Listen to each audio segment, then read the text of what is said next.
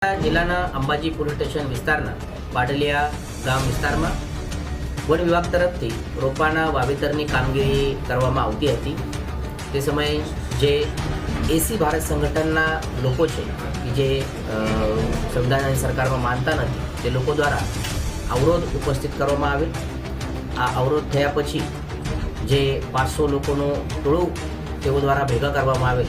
તેઓ દ્વારા પથ્થરમારો, કુલાડી, ધારિયા, તીરકામઠા આ પ્રમાણે જે પ્રાણઘાતક હથિયાર હતા તેનાથી જીવલેણ હુમલો કરવામાં આવેલ।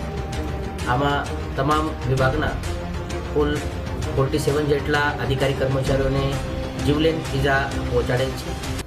તેની સારવાર કાલથી શરૂ હતી।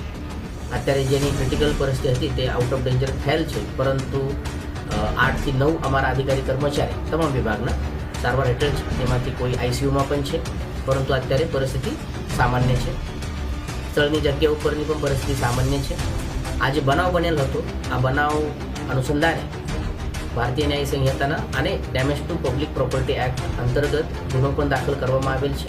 આ ગુનો ખૂનની કોશિશ, ધાડ અને રાઇટિંગના કલમો હેઠળ દાખલ કરવામાં આવેલ છે। ગુનો કોઈ વ્યક્તિ વિરુદ્ધ નામજોગ અને 500ના જે ટોલા હતા તે ટોલા વિરુદ્ધ દાખલ કરવામાં આવેલ છે।